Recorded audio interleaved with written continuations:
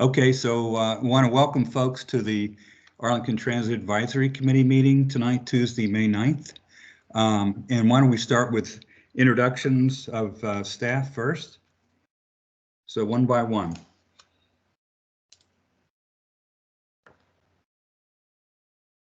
Good evening. It's Pierre Holloman, Arlington Transit Bureau. And I was just ask staff, if you are on, please call on the next person. And the next person I see is Robin.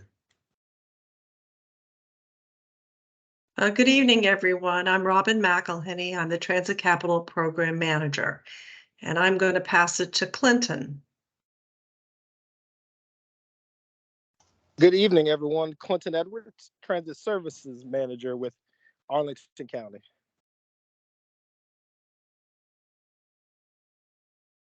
Kirk Dant, Arlington County's WMATA Service Coordinator.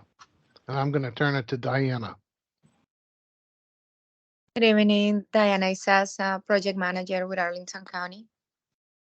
I will turn it to Ryan.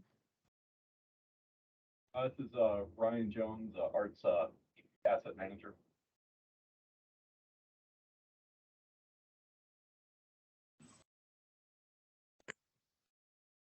Stephen Frazier, Transit Marketing and Community Outreach Manager, and I'll turn it over to Connects. Good evening, everyone. I'm Connect Sevilla, Project Manager for Bolson West Entrance, and I'll turn it over to Edwin.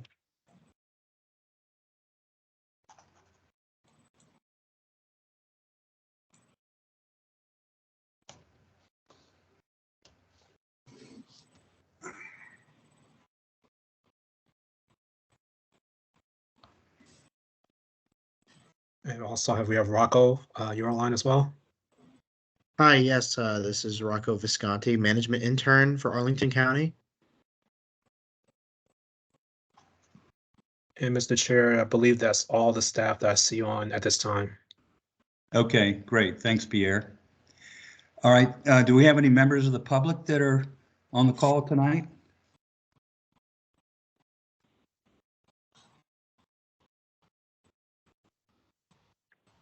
Hi, my name is Doris Ray, and I am a member of the Disability Advisory Commission and the WMATA Accessibility Advisory Committee, and I work at Independence Center of Northern Virginia.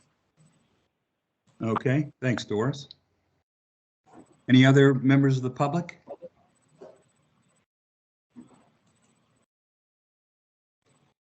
All right. Let's go to committee members. My name is John Carton. I'm chair of the committee. And I think we have Alexa next. Hi, this is Alexa Mavridis. I'm a member of the committee and chair of the Accessibility Subcommittee. This is Ronald Decker, a member of the committee. Did you hear me? Yes, loud and clear. Hi, everyone. This is Frank Kroll, also a member of the committee. All right. Herschel Cantor, member of the committee and the accessibility subcommittee. Okay, any other committee members on the call? Hi, this is Alex Kumana. Okay. Okay, any other committee members? Okay, if not, Pierre, do we have a quorum yet? Mr. Chair, we still do not have a quorum. Okay, all right, well, let's we'll skip over, well, we'll go to public comment now and see if anybody else joins us.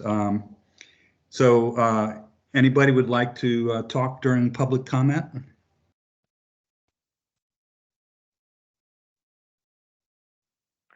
Hi, this is Doris Ray. Okay, go ahead, Doris. You have 2 minutes. Thank you, Mr. Chair. I am very interested in the agenda for this evening, particularly the reports from WMATA, and one of the things that I don't know whether you're going to discuss that I did want to mention is I saw you're talking about the fare adjustments for Metro Rail, and I just wanted to mention there is a significant fare adjustment for Metro Access riders, and from starting in July, the maximum fare for any Metro Access ride will be $4 for each ride. So this is a significant and wonderful benefit for persons with disabilities. I wonder how that might impact, if at all, patrons of STAR. And mentioning STAR, I do look forward to see civic engagement with STAR riders coming up and getting input and feedback from them on what they need from the service and what they would consider fair and equitable policies going forward for STAR. And I did want to mention that I tried to call into the accessibility subcommittee meeting, and maybe somebody gave me the wrong number because it was also the number for this meeting. But I would appreciate the opportunity to observe and participate in your meeting. Okay, thank you very much for sharing that. And as far as the WMATA issues, that will be discussed a little bit later in the meeting, as you know. Okay, would anybody else like to talk during public comment? Okay. If not, Pierre, do we have a quorum yet? Yes, we have a quorum. Okay. Okay, with that in mind, let's go ahead and consider approval of the March 14th minutes. Is there a motion to approve? Seconded. Who moved it? I'll so move. Oh, sorry. Okay. All right, so we have it's been moved and seconded. Discussion of the minutes? Okay, if no additional discussion, all in favor say aye. Aye. Aye. Aye. Aye. All Aye. opposed? Aye. Okay, it sounds like they carry unanimously. Okay, let me just say this. So during the meeting here, it's helpful if you turn your camera off if you're not speaking or presenting. So Ronald, I ask you to turn your camera off and mute yourselves too, unless you have a question. We can try and see it in the chat if we can. If not, you can call it to our attention. But the next item here is the Arlington Transit Operations and Maintenance Facility update. Yes, good evening, committee. This evening, I was going to give a quick update in regards to where we are with our Arlington Transit Operations and Maintenance Facility. Give you some background, and I'll explain what I'm going to show on screen. So if you are or are not familiar with this particular project was, set aside as far as a need after seeing Art's fleet grow significantly. If you are or are not aware, Art is fairly young in terms of being a transit operator, starting service in 1998. And there was significant growth between 1998 and 2018. As a result, we went from a few buses to over 70 or close to 80 buses as we are today. And over time, there were additional plans that were developed, such as the Transit Strategic Plan or TDP in 2016, 2017, which set aside future services for ART at the time, which included expanded services, new facilities, as well as a look into the future to talk about other things that we will hopefully get to in this in the update of this plan. And also, we currently operate out of 5 different locations.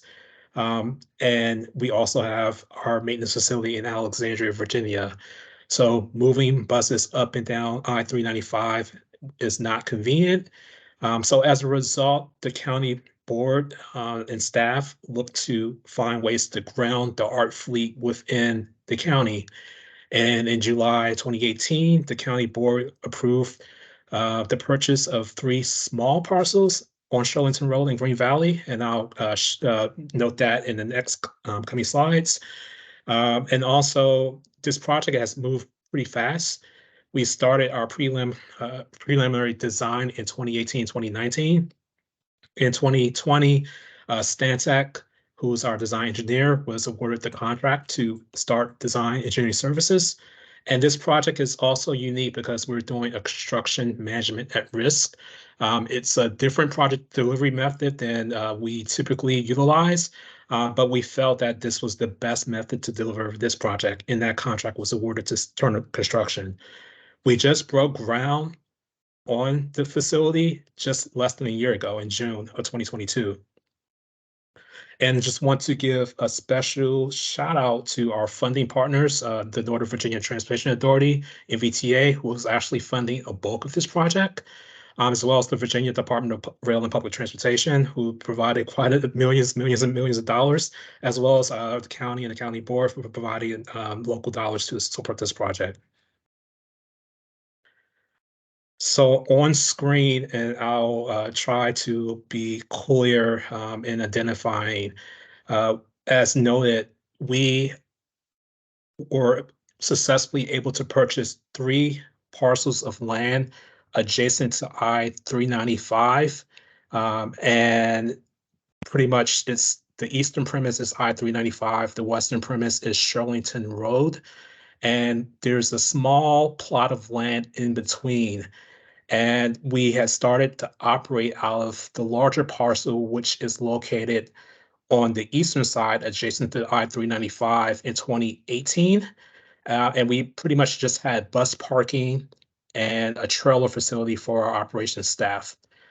There was a smaller parcel on the western side that's separated by a stream channel, and we used that western parcel between 2018 to last year for storage of bus parts and materials such as bus shelters, poles, benches, and etc. So as noted, we parked buses and had a small trailer on the eastern parcel of land adjacent to I-395. And we did have several challenges with the actual site itself. Mainly, it was a old industrial site that was paved over, and as part of being paved over, there were potholes and other logistical challenges that wasn't really feasible to operate out of. However, I would definitely applaud our contract and our operations staff and our contract provider, First Transit, and well as National Express, who did their best to operate out of those conditions as much as possible, as best as possible, I should say.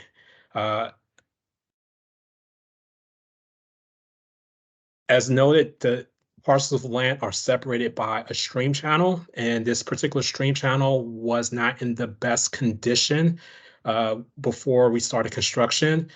There were cracks throughout retaining walls. There were trees that were overgrowth, as well as trash and other items that were collecting inside the stream channel.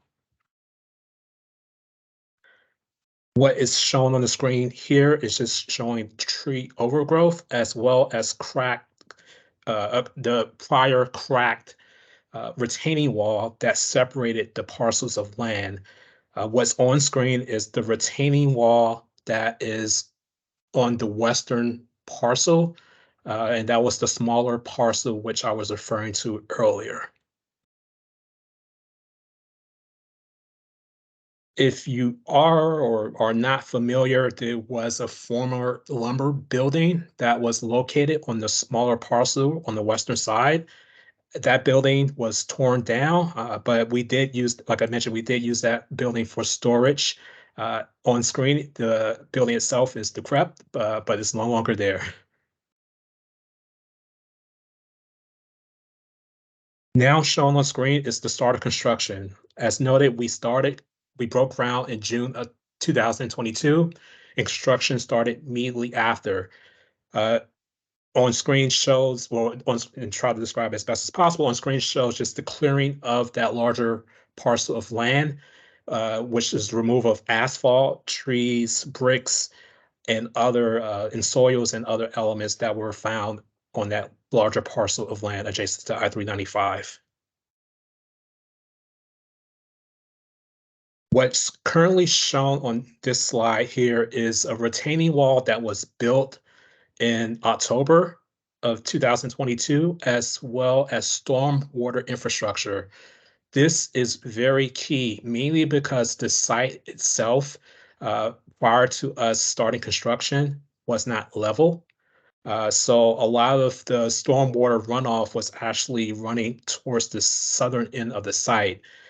These facilities that are being put in for stormwater will help alleviate those issues as prevent flooding on the site, as well as the constructed retaining wall, which is pretty much on the southern end as well as the western end of the larger parcel adjacent to I-395. The current slide shows the newly constructed retaining wall. This is more so the wooden planks that were installed prior to us installing the actual stones to hold in these planks. But this is to protect the western parcel and also to help with issues related to the stream channel. With this, we repaired the damage that was with the tree overgrowth and also the cracked stones that was noted in the prior slides. But this is a way for us to make a great improvement to the stream channel, but also ensure that we can maintain as well as have a site on the western and eastern side which does not flood. The current slide is erected still. This facility is a 3-story facility and still began to be erected in the spring of this year. There was topping out of the site in April, which means that there was steel that was placed over the top roof sections. And I will think I actually have a picture of that. Here. So yeah, so currently on the screen is the topping out of that third level. It's pretty much a steel roof over top of the third level, and there are head houses on the eastern and western side of the facility for elevator shafts. This facility on the first level will feature maintenance. The second level is a combination of maintenance and operations, and the third level is a combination of administration and operations. This is a unique facility mainly because we are working on 2 or 3 small parcels of land. And for transit facilities, typically these facilities are on acres of land. So we're trying to cram in as much as possible here.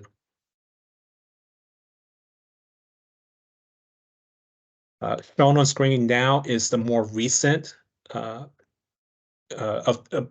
view of the site. It includes additional steel structure.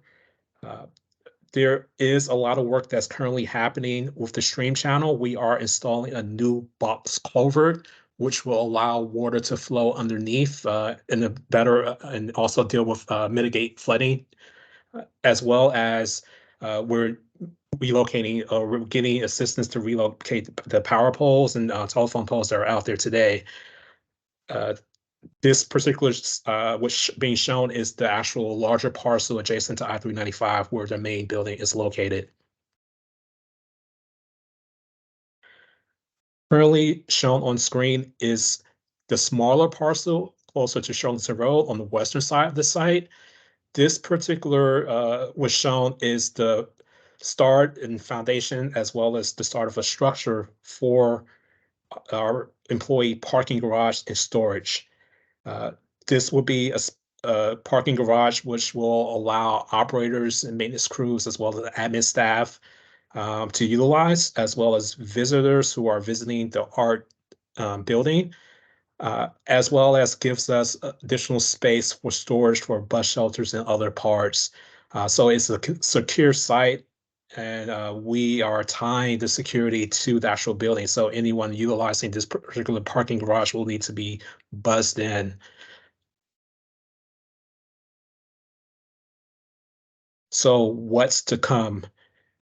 The process of installing exterior and interior wall is actually happening right now. By the probably end of the summer, it will look more complete. And the big element of this is that, our current contract with Turner Construction calls for them to be substantially complete by the summer of 2024. And currently they are on schedule to do so. We have reviewed 60% and 90% designs for battery electric bus infrastructure, and that hopefully will be coming from our design engineer, Stantec, in the coming weeks, so that particular scope of work can be included into Turner's scope. We're still on track to have the facility open by the winter or spring of 2025. As I noted, this has been a really quick process, but we've also done a lot of great work, and then we have a great team. And I want to also just give a special shout out to all the team staff who have assisted and worked on this project. For more information on this particular project, I do include the link here, and also can state the link if needed. But this is time for questions if there are any. Pierre, thanks for that presentation. It was very comprehensive. It's great to see where it stands now. Two things sort of jump out at me as I look at that again. First of all, stormwater management's always a challenge in Arlington, and you certainly had a big challenge with that piece of stream going right through the property. Second thing is, it's never easy to find available parcels in Arlington that are available for the intended use, such as this sort of commercial industrial use. So congratulations on, handling all of that. So anybody else have questions or comments for Pierre about the project? Yes, I do, Ronald Decker. Yeah, Okay. I'm still not clear on the, are you going to do bus maintenance on this site, or is that all still be done in Alexandria? And I'm not clear on what each of these floors of that 3-story building will be used for. Will you take buses inside the building for maintenance? So yeah, so just to be clear, once we have this facility open, we will not utilize the facility in Alexandria. All of our bus maintenance will take place at this facility. The first level was all bus maintenance, where buses will pull or back into the bus maintenance bays, and service will be done on those buses. We have a parts room. There's other maintenance functions that are on the first level. There's also additional parts storage on the second level, as well as operator space, so locker rooms, meeting rooms, and the third level is administration, as well as operators and operation space, where there'll be rooms where operators will be able to exercise during the day, during their shifts. There'll also be rooms where they can eat lunch. We currently have a really, really tiny space in our current facility for such. So it's pretty much providing a first-class facility for our operators and our entire transit operations and maintenance team, so that we can house as much as possible in this one facility, rather than being in 5 different facilities as we are today. Yeah, well, that sounds good. The elevators, I assume, will be heavy duty to carry equipment and parts. Yes, sir. Yeah, like a freight elevator. Yes, sir. Yeah. Okay, thank you. You're welcome. Okay, any other questions or comments? Okay, Pierre, we look forward to updates in the future, but thank you for this comprehensive update. So our next item here is from WMATA Better Bus Network Redesign Update. William Jones and Andre Stafford, please.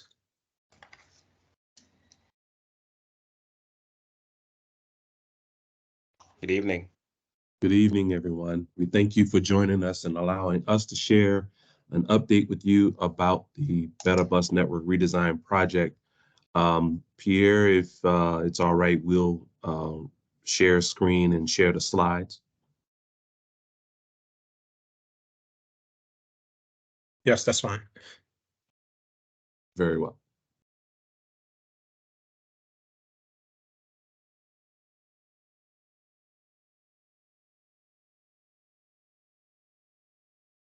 So as you all are probably aware, we have been doing a lot of work as part of this effort. And so the update here is to share with you all where we are in the process.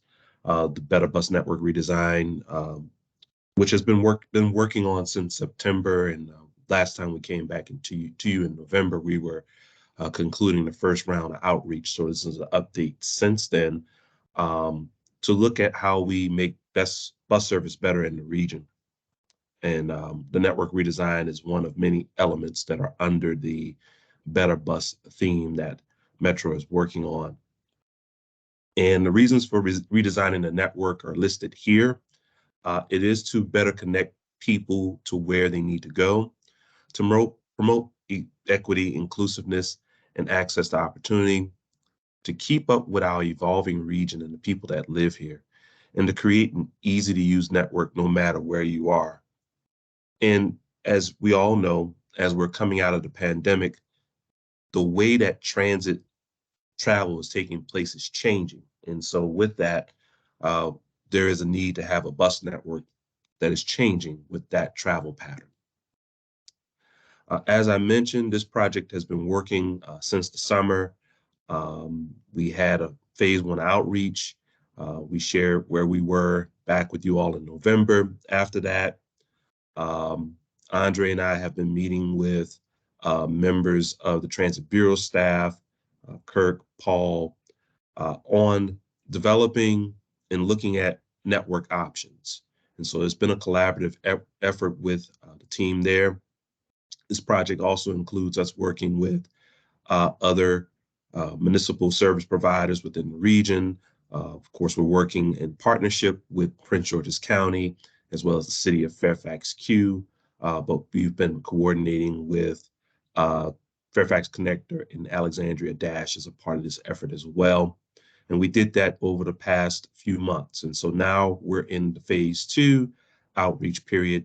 And this is where we're looking for the region's feedback. And we have a period of feedback that we're going to be looking to receive comments between now and the 5th of June. What I'm going to talk about is a draft visionary network. It is draft. It's not final. There's no schedule changes that are happening this calendar year. We have a ways to go before we get to a place where services would be implemented. And throughout that time, we're going to be looking for feedback throughout. So here are some highlights from the Draft Visionary Network. We see this network having the potential to match when and where people want to travel. We seek to try to provide quality customer and operator experience. One of the things that we heard throughout the outreach time during the months of October and November is that passengers, whether existing passengers or passengers who left, stopped using the bus for various reasons, wanted fast, frequent, and reliable service.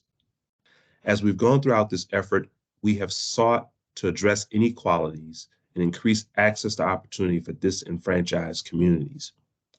On the right-hand side of the slide, you see some information that's listed there. This Draft Visionary Network could deliver about an additional 40 to 45,000 weekday trips and about an additional 30 to 35,000 weekend trips.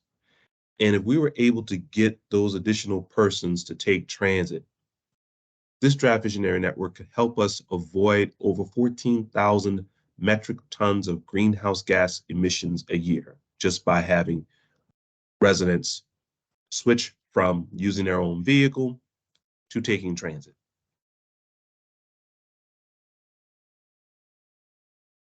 Some of the essentials in terms of this bus network that we're looking at is something that we see is that the region needs and deserves. And so some of the essentials that we have listed here is that we see that all non-commuter service should operate 7 days a week across the region. Some routes run only on weekdays, some routes run weekday and Saturday, but the hope would be that we could put a network together where 7-day-a-week service can be provided. We also see this network an essential thing that all service should operate as frequent as possible and at least every 30 minutes. Some of the things that we'll talk about, do look at, and as you go through and see more of this information, you'll see that there are some bandwidths where we look at services running 12 minutes or better, or between 12 to 20 minutes, or between 20 to 30 minutes. And so that's some of the recommendations that we're looking at as part of the Draft Visionary Network. And lastly, we're looking at setting up and developing a regional 24-hour network that will provide access to key jobs and nightlife areas that would suit the needs of those who need it throughout the region. And now I'm going to turn it over to Andre, and Andre is going to share a little bit more about this Draft Visionary Network. Andre? Thanks, William. So this new network will actually create new connections throughout the region that don't currently exist and are very time consuming via Metro Rail.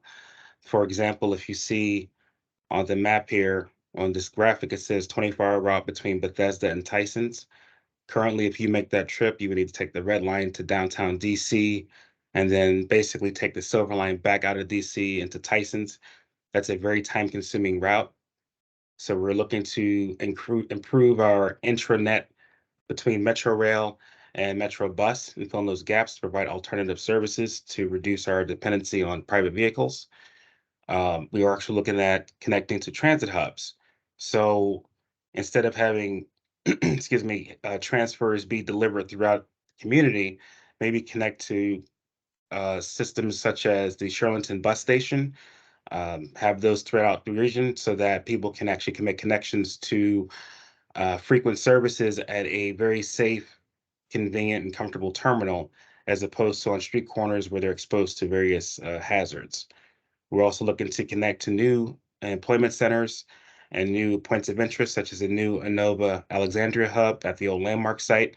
That's also included in our long-term vision plan, with the transit center going in, and to have services going to various parts of the Northern Virginia area to that area as well.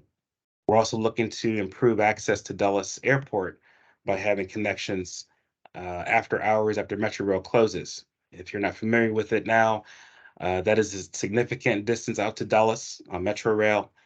The last trains leave relatively early in order to get to the core of the system in DC to meet up, to have our late night meetup trains to spread back out throughout the region. So in order to accommodate that as part of our 24-hour network, an extension to Dulles Airport is also being considered. Next. So here's an example of our existing network right now. If you look at this, it looks like spaghetti on the screen. We basically look for those overlapping services to create our frequent networks. So what you have is a series of 20-minute or 30-minute routes coming together throughout various areas to create a frequent service on top of different corridors. So if you see on Columbia Pike, you see there's 5 lines listed there. That's currently the route 16A, 16C, G, and H right now operating along those corridors. Moving forward, as part of this program, we're looking to consolidate some of those routes into stronger, more frequent routes that operate more consistently at a lesser headway. So if you see now, that dark red line there is service every 12 minutes or less, but there's less lines on Columbia Pike. So that means if someone were to go out to the corner and wait for a bus, there's no confusion as to what line you're looking for. It's going to be, very few choices, but it's going to be very intuitive as far as where the buses are going to go. And as you see here, there's a number of red lines that are also included. There's Metroway to the east. There's the Western Transitway there along 395. There is the Columbia Pike services, and then there's the 28A going out to Tyson's, which is the one that goes through Falls Church, which is being proposed to be enhanced to BRT services with NBTC's study currently being undertaken right now. So this visionary network is about the customer experience. So what we're trying to do is create a network that more people can take more conveniently and requires less time. So, our whole goal is to actually save customers 20,000 hours in travel times based upon current bus frequencies, transfer penalties, and so on. So we're trying to increase the average commuting your range of travel within a certain amount of time, as opposed to today's network. So if you see on the map to the right, this is the existing 10B route, which operates between Hunting Point and Ballston. You see here it goes through Shirlington Transit Station, and it comes out, goes to Arna Valley, and it goes through Mount Vernon, down through Braddock Road Metro Station, down to Hunting Point. And that is a pretty long route. And we've received some concerns from customers in the past about the delay associated with going through all the rotary roads in and out of Shirlington. So as part of this this progress with the Visionary Network, here's what the suggested potential route would be. As you see, it comes out of Ballston. The original alignment, the segment going through Shirlington has been removed, and it goes to Arna Valley and leverages the transitway corridor down US 1 by Potomac Yard and still serves the community of Hunting Point, the high rises down there in Alexandria. So what this does is leverages the investments made into transit infrastructure and also saves customer travel time by quickly going through the communities and bypassing those areas that are sticking points for the services. Now, there's other services being proposed to operate through Shirlington, so we're not abandoning Shirlington, but this is more so an alternative service to improve connectivity and improve travel times.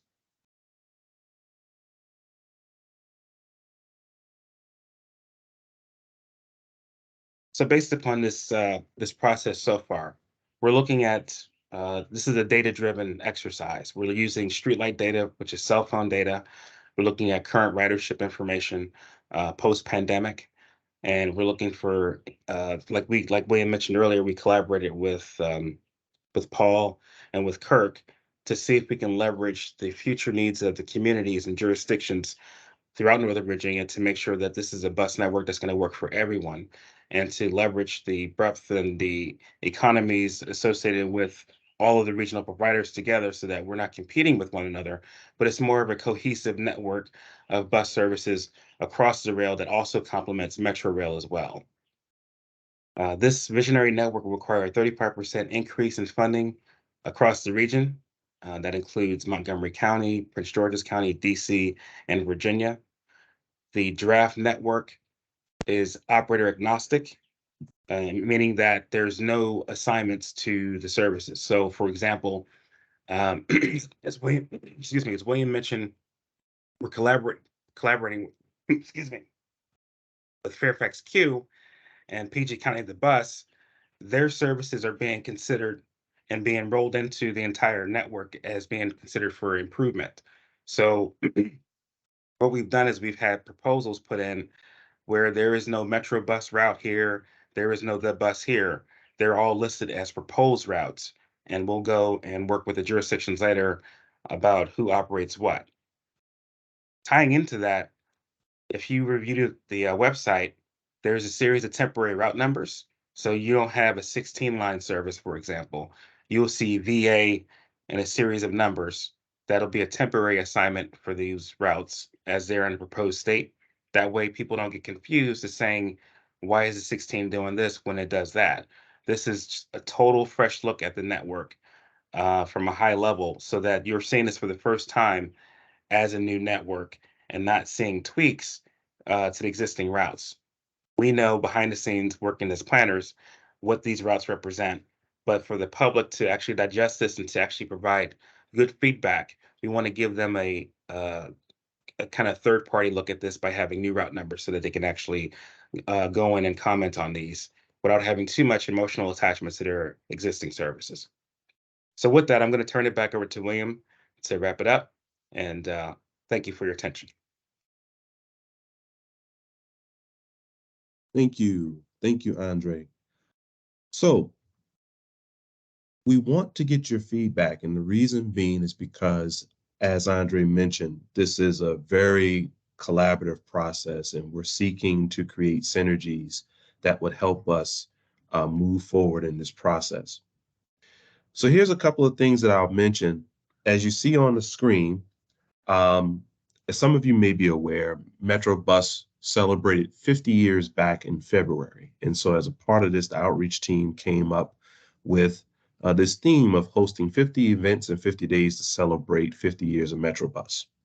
We started doing outreach back on the 17th of April, and we've had a few events that have taken place, one particularly in Arlington at the shopping plaza across from the Arlington Mill Community Center several weeks ago. But we have a few more opportunities for the public to engage in this process. In some parts of the region, there have been bus ride-alongs. We actually have had we've had all of the webinars actually, and I will share more about the webinar that you can look at that has a more in-depth presentation from what you've seen here. This is more of a shorter one in terms of span of time. As I mentioned, we've had pop-ups similar to having one across from the Arlington Mill Community Center on Columbia Pike. We've been engaging with community-based organizations, and we are listening at community workshops. And there is one near you. I'll talk about that in just a second. However, if you cannot make it to any of the remaining in-person events, you can find out more information at wmata.com/betterbus. I'll put that link in the chat, as well as a link to the Better Bus Experience Lab, which is what we're calling the suite of options that persons can look at online in terms of information regarding the project, which is here. So that Better Bus Virtual Experience Lab basically provides anyone who cannot attend meetings everything that they would need if they were to come to the meeting. We have a trip planner. That trip planner will allow you to put in your address, your starting address, and your end address, and give you kind of an idea of how you can get around using the new, the Draft Visionary Network, if you will, in comparison to what you're doing today. There's also a place where you can comment on your route by leaving route by route feedback on an interactive map. A lot of people have used that, and so we look forward to getting feedback there. There's also maps that you can take a look at, static maps that just have information of the proposed route as a part of the Draft Visionary Network. Then there is a broader, bigger map of Northern Virginia there as well, for those who want to take a look at it. And then there's also a survey where you can provide more detailed feedback and tell us what you think about the Visionary Network and what does it mean for you. As we talked about all along, this has been a process where we have done our best to work with our transit cohorts within the region. And these meetings have been happening with the technical committee since the beginning, but we've also had 2 rounds of coordination workshops in this phase 2. We call them phase 2 service design workshops. We had 2 rounds. We met back in the second week of December, and then we met again in February to work through all of the feedback that we heard in the first phase, operator feedback, challenges and things that we knew going into this process that needed to be looked at, and also taking feedback and input as a part of the early stages of the transit strategic plan that the team is working on there to marry, as Andre mentioned, the synergies that are needed to provide the best service for the county and for the region as a whole. So the next stop is Better Bus, but there is a workshop tomorrow, and it's at the Central Library. We'll be there from 3 p.m. to 7 p.m. If you're able to come, please plan to attend. It's at the Central Library, just a few blocks away from Boston Station. And we will be there with all of the elements that we've talked about. And also you can provide your feedback there as well. We'll have detailed information and maps and some of the things that we're talking about on the online site. You'll be able to take a look at and interact. There'll be some fun activities as well. So it won't be all transit planning stuff, but it'll be an actual fun event. We had the first workshop in Southeast DC at the Arc, and it was well attended and kids came out. So if you want to bring your kids, bring your kids. There'll be face painting, there'll be games and light refreshments and snacks and things of that nature. So feel free to come out tomorrow from 3 p.m. to 7 p.m. at the Central Library, just a few blocks away from Boston. Once we get this feedback, it is kind of back to the lab, as they say, to take that feedback in, understand what the themes are, sort out and sort through how to refine the network, and begin that process to sort out and sort through how best can we implement this network and how long will it take in order to implement such a network such as this. So I will stop there and see if there are any questions, and I'm gonna also stop sharing as well. William and Andre, thanks so much for sharing that with us. It's great to hear this sort of ground zero base thinking going on here to see, what are the travel needs of people, where do they really want to go, based on way neighborhoods and communities and commercial has developed over, the last period of time, whatever that is. It's great to see that. I know in some of the planning, I used to in transit planning a long time ago, some of the biggest opportunities sometimes we would stumble across would be you have a transit vehicle going from A to B, and a lot of times you pick up people that go from A and they go to like A plus or A plus plus, not too far, but because it's extended back or the route has changed just a little bit, it'll pick up some more people. But where you really hit a home run is when you get somebody that you extend the A back and find out that they really want to travel the whole route all the way from A to B, and you pick up all that new revenue going that distance and save them, having to do it some other way with just very minimal expense increase.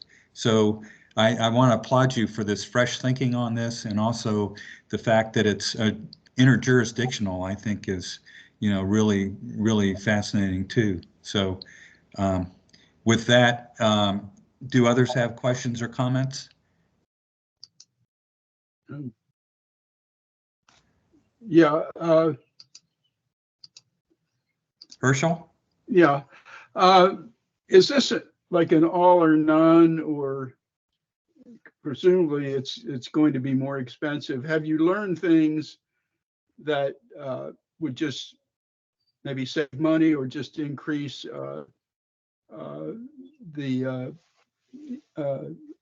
ridership with just by doing, some particular route, or say from Tyson's to Maryland, or are there some, is it separable? Very good question. I think one of the things that we're looking at, and this is one of the things that I think Ms. Doris actually brought up where I presented this before in another setting. We're looking at trying to provide service across municipal boundaries as much as we can. There are places within the region where a bus route will get to the municipal boundary, take a left turn, and just needed to go 3 blocks over that way, or half a mile or fourth a mile over that way, and you're having to transfer at that point because of this disconnect. So one of the things that we sought to do was to not do that. And so what we're trying to do is actually provide consistent bus service, particularly out of Arlington Boulevard, Washington Boulevard, Wilson Boulevard, from Arlington through Falls Church into Fairfax County. and make that service be consistent. That's one of the other things that we're looking at. As you'll see, consistent frequency of service from 6 a.m. to 9 p.m. is something that's paramount as a part of this process. And so that's some of the things that we're wanting to do and looking to do as a part of this effort. And we believe with these efforts that it will help to bring people to take transit. Those who say, well, you know, I don't really know how to use it. I don't want to use it. Give them an opportunity to find something that would actually attract them to come back and use transit. So that's our hope with some of the recommendations. I will say though, there are some trade-offs. And so we definitely need to hear from residents within the community about those because there are some that we had to create in order to do some of the things that we're looking to do. Okay, other questions or comments? Let's see. Okay, I'll throw in one question, and that is, when you say you're looking at schools, I guess you're probably really looking at university level and above, as opposed to middle school, high school? Good question. So we're looking at a general sense at schools, definitely trying to make additional connections to George Mason University is one of them within Northern Virginia. In DC, this is a more hyper-focused conversation, primarily because a lot of the students are traveling to and from school using Metrobus. So that's one of the things that we have been looking at as a part of this process. And so looking at making those connections. So. Okay, great. Ronald, do you have a comment? Yeah, I just want to commend the staff. This isn't speaking from my 40 or more years of bus riding, primarily in Chicago, as well as tourist trips in major cities. Because one of the arts of the whole city bus system is the frequency of service and versus the cost. I mean, the public would like a bus on every route every 5 minutes, but that's clearly that costs too much and can't be done. So this is an area I'm pleased to see that the staff seems to understand all of these issues, with the added complication in the Washington area of these different jurisdictions, which they don't have in the city of Chicago, for instance. This is very important to have the staff expertise here, and I commend you for that. Thank you. Great. Well, I want to thank you both for this presentation, and want to encourage folks to go to the open house tomorrow at the library if they can from 3 to 7, and stay tuned for further pop-ups that you have in connection with this. And we'll look forward to hearing more about it in the near future as you do even more work on it. So thank you both very much. Thank you, and we'll come back when you're ready to give another update as customary. Great, thanks so much. Let's move on to the WMATA fare changes, Potomac Yard opening, and then the station closings. All right, can you see my screen? Yes. All right, so with the fare changes, we're looking at consolidating the weekday peak and off-peak rail fare structure into just a weekday. And it's going to be a distance-based fare structure that ranges from $2 to $6. The $2 matches the bus. I'm getting some feedback.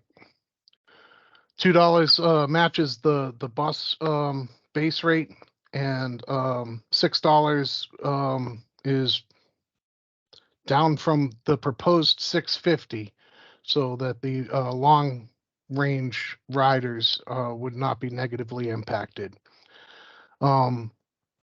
They're reducing, as was mentioned during the public comment section, they're reducing the maximum fare on Metro Access to $4 a trip, which equals double the base rate of fixed route bus.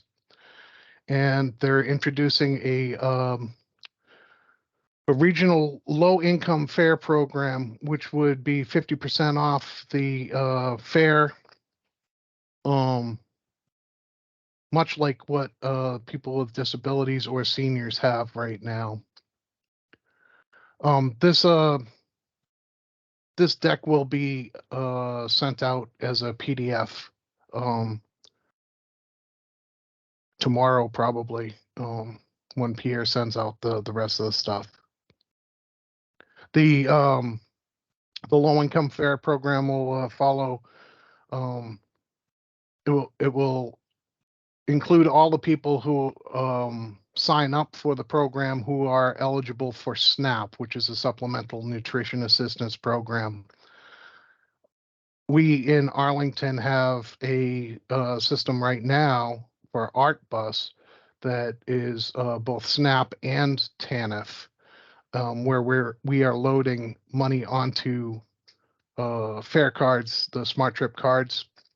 So this will extend the amount of trips that an Arlingtonian who is in the SNAP program, if they sign up for the Metro one as well, this will extend how much that they can ride. The Metrobus fares stay the same. The Potomac Yard Station will be opening on May 19th. It's an infill station between National Airport and Braddock Road Station, which are currently, in service. But this will be in addition to those, about midway between each. It's going to service the blue and yellow lines. And it's looking to support 26,000 new jobs and 13,000 new residents. So hopefully this station will increase ridership on the yellow and blue, which then can connect to other lines as well. And of note, the Potomac Yard Station will be one of the first rail stations in North America to receive LEED certification from the U.S. Green Building Council. In the summer, there's going to be a span of rail outages. I guess we're kind of getting used to that now. But the track, as it's failing. It needs to be replaced. Some of the track has been there since it was originally laid, and it says here some of the rail brakes, the system is 40 years old. So in June, everything with a C on it, those stations are going to be closed. Anything that looks like a bullseye, those stations stay open. So Ballston will remain open, but East Falls Church will be closed and all the way out to Vienna. So there will have to be shuttle buses, and we'll get to that in a moment. But if you're riding the Silver Line, you would get on a shuttle bus at McLean, and it would take you to Ballston or points further.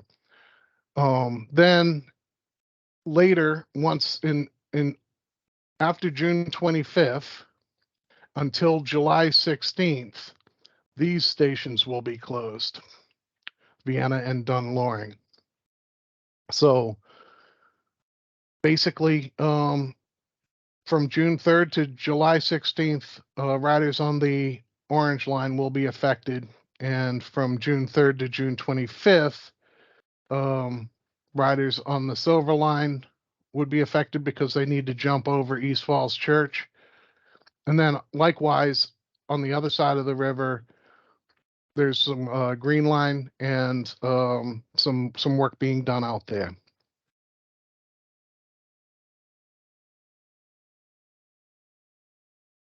This goes over the time span, etc. I pulled this from Metro Board report, and it talks about the monies. Got 5 minutes left. Likewise, and here's the shuttle service so that people know that they can still get from wherever their origin is, if it's Vienna, Dunloring, West Falls, etc., into the closer in stations. So much like what's been happening with the Yellow Line shutdown, there'll be shuttle buses running both local and express. So as mentioned, this will be in the packet. And if you have any questions on that, feel free to ask, send me an email or ask for further information from Metro. And that does it, and it leaves some time for questions. Okay, thanks, Kurt. One question for you about the fare changes. Mhm. When would that take effect? July 1st, unless I'm told otherwise. And would by that be revenue neutral, or how would it estimated to affect the revenue they get under the current fare structure? So with the Metro Access, it was determined that because of lowering the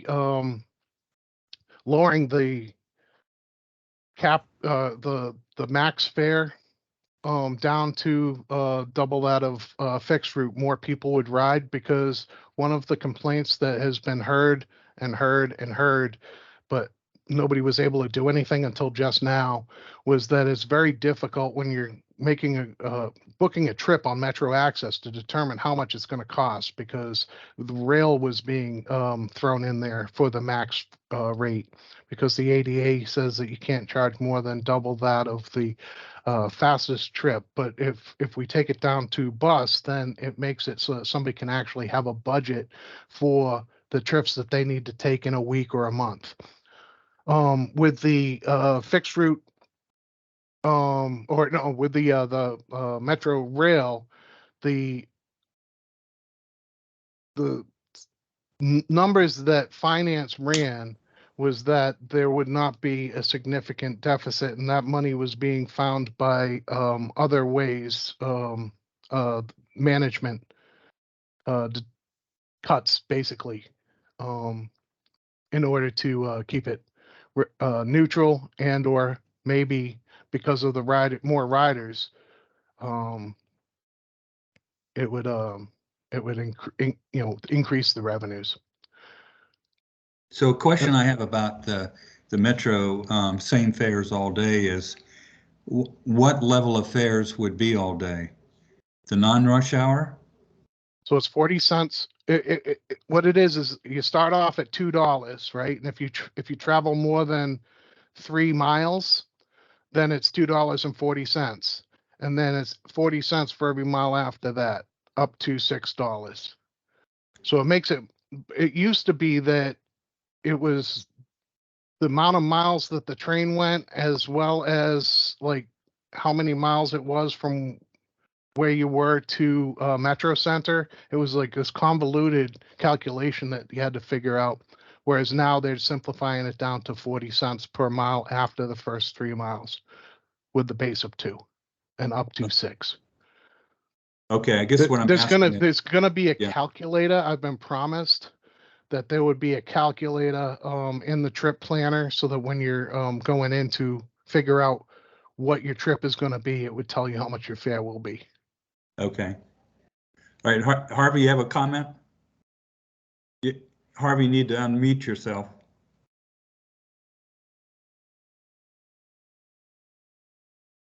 Still on mute. Could you go back to the last slide, please?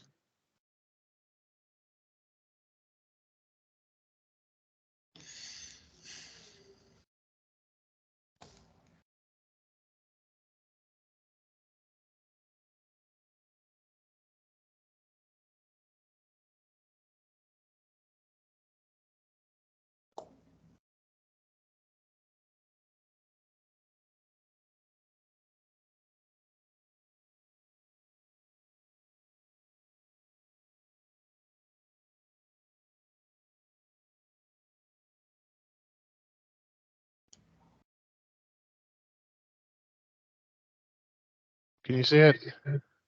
Not now. You had it. It was the first one you had up there, but now there's nothing up there. There's nothing up there now. Is nobody seeing it? No, we're not. I'm not seeing it. All right, It was hold on, there let me try first it and then again. it disappeared.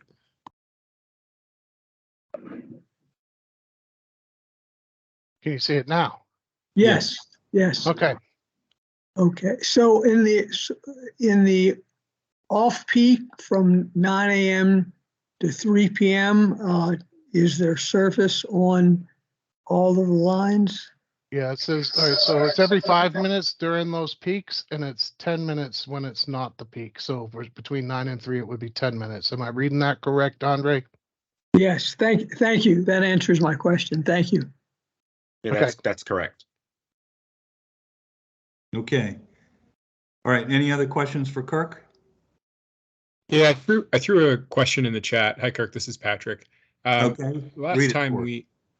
Last time there was a update on gate jumpers, and I was just curious if there were any additional measures being taken to recapture that lost revenue. So I didn't prepare for that question, but I do know that they have at Fort Totten, they've put higher, like there was the saloon door type things. Mhm. They've increased the top so it makes it more difficult for people to jump over. And they're still in the testing phase of that. Okay, thank you. And Kirk, just to tie on to that, sorry not to jump in. So for those glass saloon style doors, they've increased the height and they've also reinforced the hinges because the current configuration, you can push them open if you push hard enough. So the newer revised fare gate will be harder to push open and harder to jump over. And the other thing that I had heard was that once they switched to the saloon, it reduced the amount of jumping, but didn't quell the whole situation. That's why they raised it. But they were seeing an awful lot of people piggybacking where they just got right up on somebody and went through 2 for 1. So they're working on that as well. Does that answer your question? It does, yes, thank you. Okay. Okay, thanks a lot, Kirk. Appreciate it. All right, thank you. All right, next item here is the Ballston Metro Station West entrance.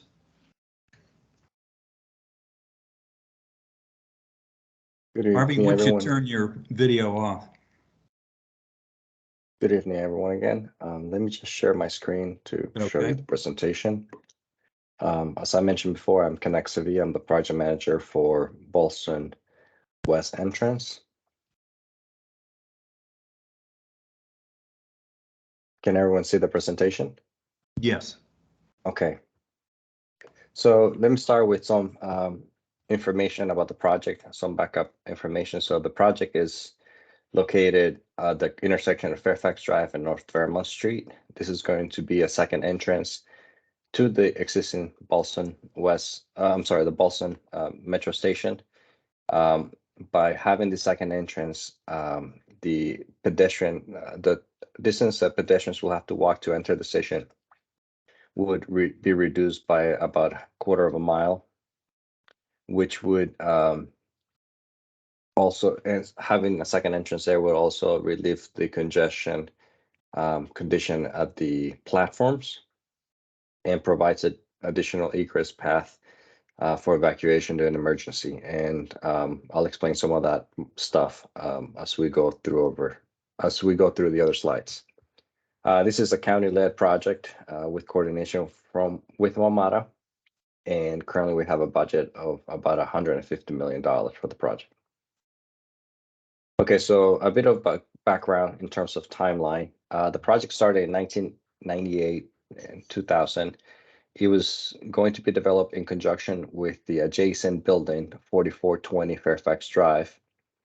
In 2006, the firm that was designing the project had developed plans up to 35% level.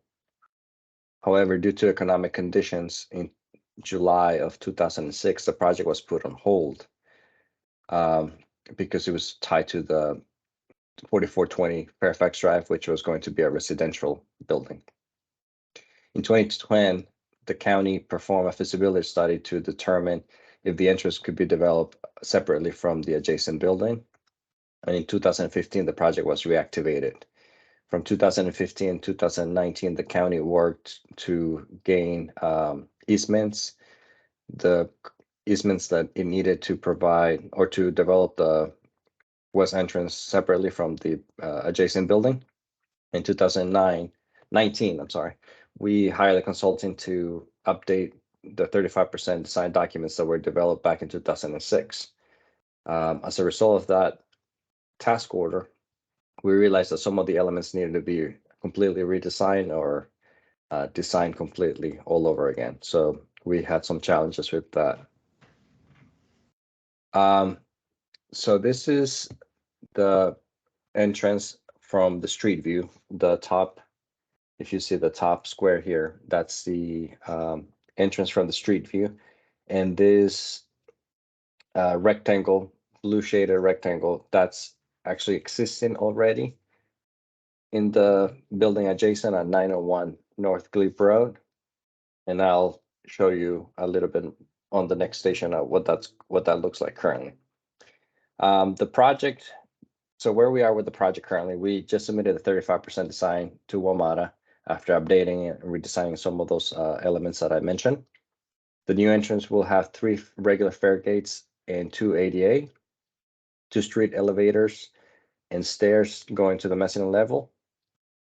And all of this, having this new entrance will reduce the exit time and improve egress. So right here from street level, you'll be able to go down the stairs and enter the mezzanine level here, or take the elevators that will be on the other side of the street next to the existing building of 4420 Fairfax Drive.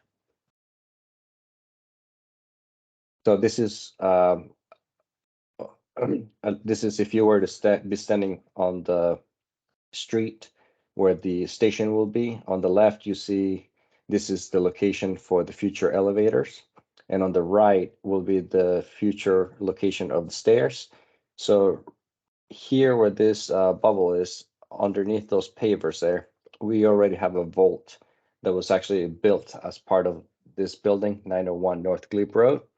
And we're just going to be opening those pavers and tying into that vault for installing the stairs there. Okay, so once you go, so this is where you enter the station and you go to this pedestrian tunnel, and it takes you to here. Well, you'll be able to enter the mezzanine level and go down to the platforms. So with some of the issues we had to deal with was opening the vault here without damaging the structure. So we ended up going with 3 openings, which you can see on the bottom right. Now we're going to have 3 openings on the platform side to allow people to enter and exit the elevators there. And by doing this option, we were able to reduce the risk to the vault. The mezzanine level here will include 4 stairs, 2 on each platforms, and 3 elevators. 2 elevators on this south platform and 1 elevator on the north platform. That was something that we had to get approved with by WMATA to only have one elevator on the north side. That was one of the other challenges that we had designing this entrance. Due to easements and conflicts with that location, we were only able to have 1 elevator on that side. So this is a view of the plans of the entrance from where you enter all the way to the actual station.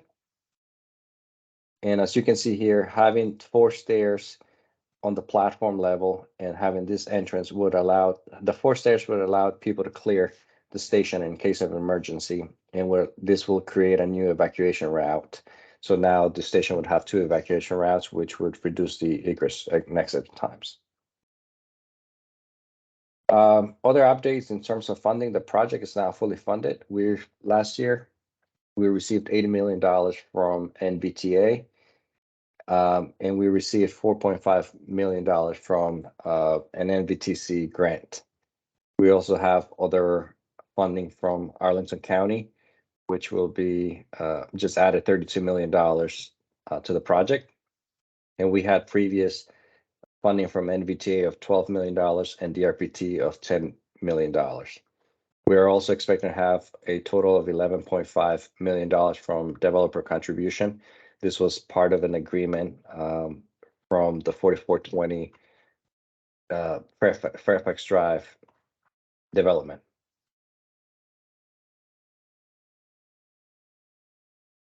Now, the next steps for the project this summer, we are, like I mentioned before, we just submitted 35% design to WMATA, and we expect to be completely done with all of that by this summer.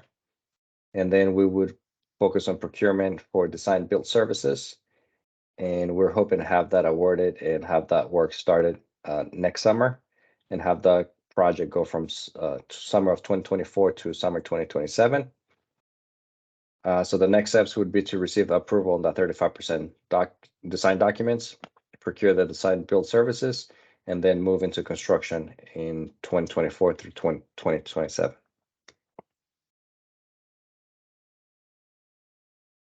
Here is the project link in case you guys want to get more information and keep updates or stay current with all the updates on the project.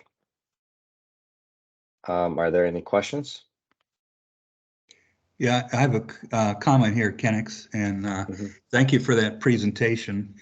I think, whenever we see construction like that, we realize how expensive and comprehensive it really is. But I'm pleased to see that we're getting $11.5 million out of the developer. I know they try and put as little in as possible, but I'm glad to see it's a significant amount of their share. And it's also interesting to see, how much walk time it's going to save people with that new connection. So all those are good things. Thank you for your comments. Other comments or questions?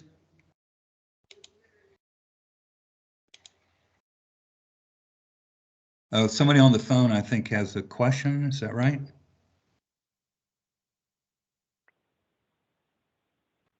Mr. Chair. Okay. This is Doris. Could I ask a question? I know let's see. I'm in the pub. Oh.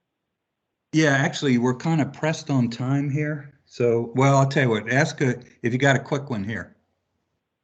I just wanted to ask whether there's any progress, particularly on adding a redundant elevator at the courthouse station, because that's one of the oldest stations, and it is always breaking down. So I'm wondering why we're doing this before adding where we need to, correct some problems to access the station. All right. Anybody want to take that one? I can take part of that. This is Robin McElhenney. I'm the Transit Capital Program Manager. The second elevator for courthouse, or actually it's two new elevators, is in our CIP program.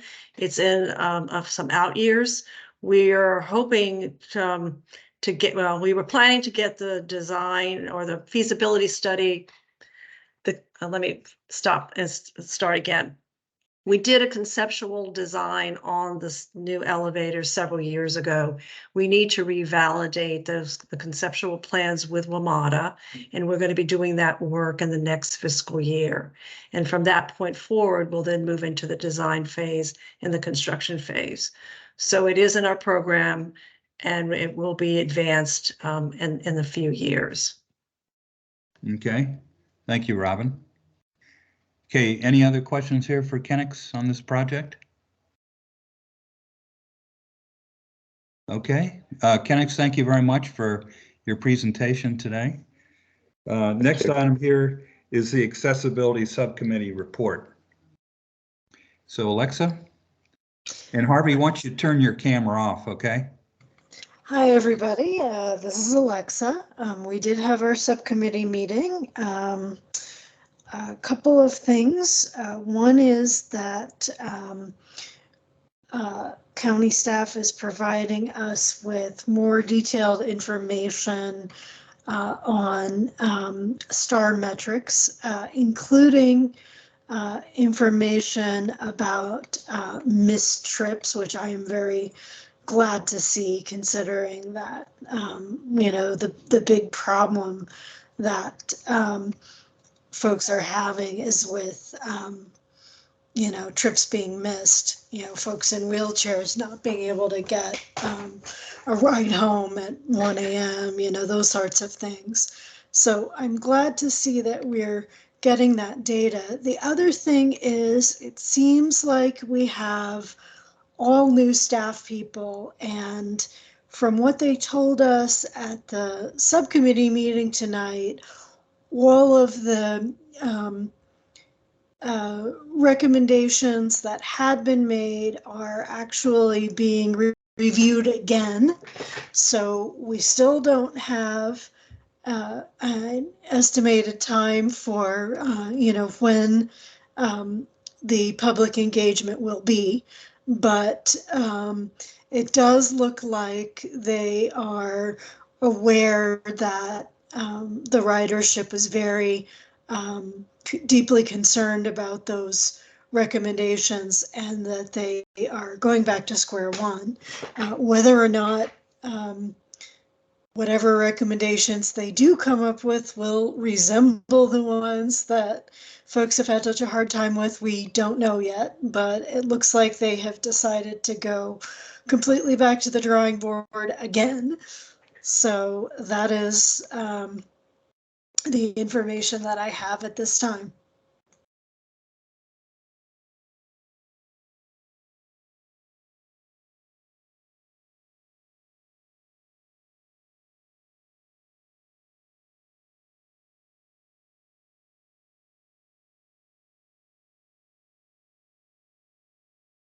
Did you guys hear me? Yes. Yes, we heard you. Anything else you want to cover? That's pretty much what we went over. I believe there were a couple of people that were trying to get into the meeting to make public comment who didn't quite get a chance to. So, I'm not sure if that may be, part of why some folks might be here at this meeting tonight, but that was what they went over. So, Herschel, do you have anything to add? The only thing is, I think when we advertise these meetings, we should tell people that they're not going to get the full benefit if they call in, if they don't have a screen, because and that's, I guess it's a particular problem with the people who are interested in the subcommittee, but I'm not sure there's anything that we can do about it except to warn them, because Yeah, I believe the issue is that a lot of the people calling in are blind or visually impaired. And, the best way to handle that is to describe the slides, but, Well, like the slides that folks had tonight, for example, were like really, really detailed Excel spreadsheets. So I don't know, whether the best thing to do there is to plan for longer meetings and have folks give detailed visual descriptions, or there is software that people, I don't know exactly how that would work, and whether that's just for reading text, and that there's no software for for well, which would be okay for slides that have words on them, but would not work, I guess, for things that graphs and things that are chart scraps, that charts. sort of thing. Yeah, I'm honestly not sure of the state of that technology. If they have numbers and letters, I think they probably can read them. They just need that special software, I guess. But And probably would need to be emailed materials in advance, which may be difficult for staff. I don't know. well, it must be a countywide problem, and I don't know how it gets handled, but it can't be unique to to the subcommittee. So Yeah, it can't be. I believe I see somebody's hand up. I don't know whether that's related to this or related to something that had gone by. I was hoping to comment since I am a blind person. Can I do that? Go ahead, Doris.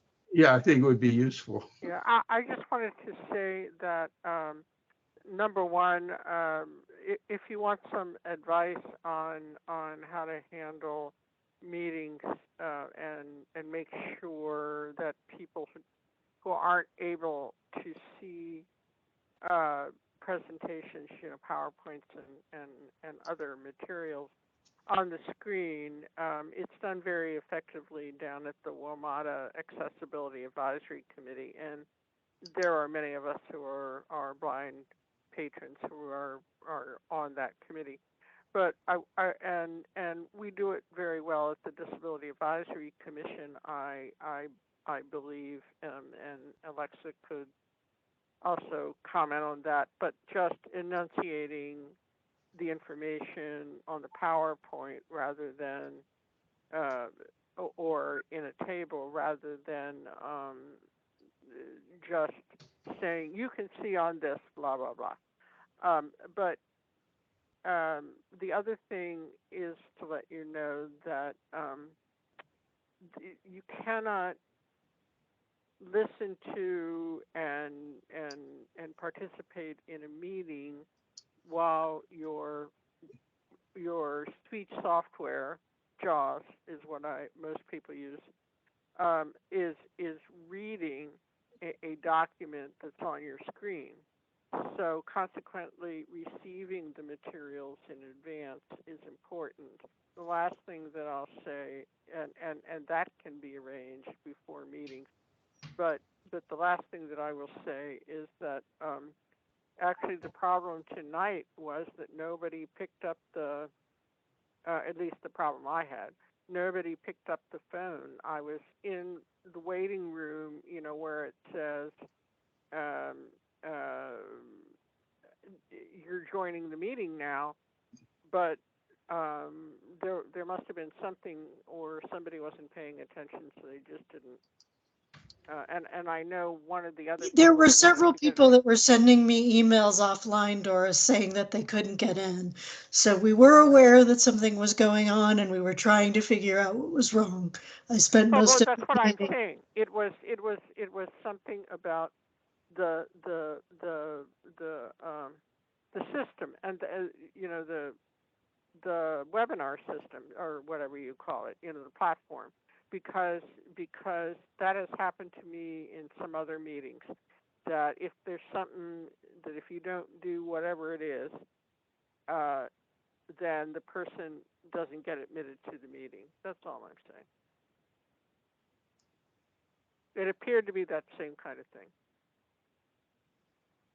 Okay, well, it sounds like maybe, the committee members and staff can work on, a better way to handle that. I'm not sure we can do it here tonight in this big meeting, but that's something to be aware of and work on improving it for the future. Does that sound fair enough?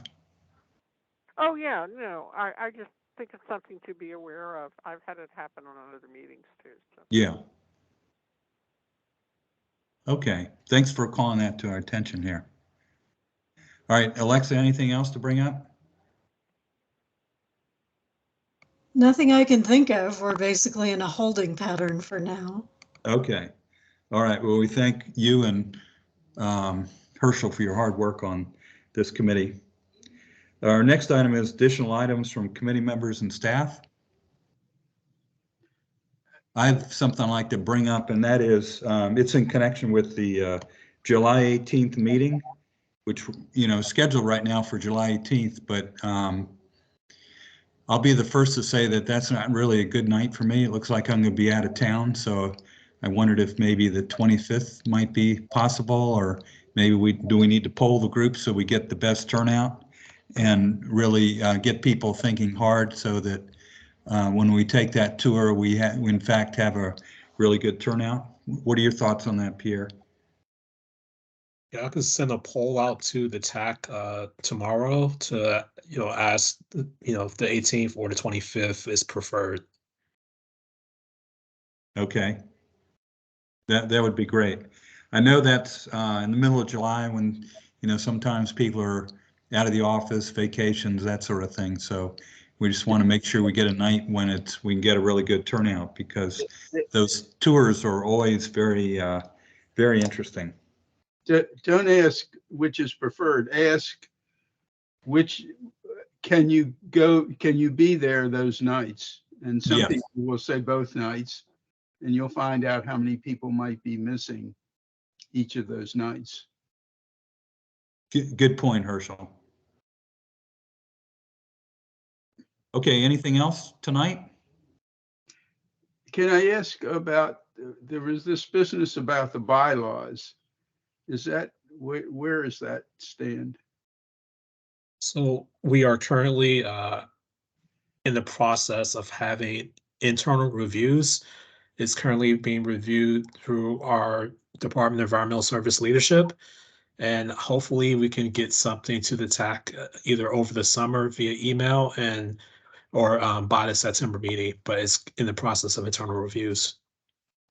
And my other question is, you had in there is something about people rotating off. I have been on this for 20 years. Well, Herschel, we want to give you your 20-year pin at the next meeting. And I'm willing to continue, but if you're going to take seriously the rotation, clearly I'm probably not the only one, but anyway, who would be rotated off. You could also grandfather me in if you'd like, but I just wanted you to be aware of that issue. Thanks for sharing that, Herschel. Okay, anything else? Okay, is there a motion to adjourn? So moved. Second? Second. All in favor, say aye. Aye. Aye. Okay, great. Thank you all very much. And we'll see the poll here in the next few days and figure out when we want to have our July tour. So thanks for participating tonight. Good night. All right, everybody. Bye, everyone. See you soon. Have a good night.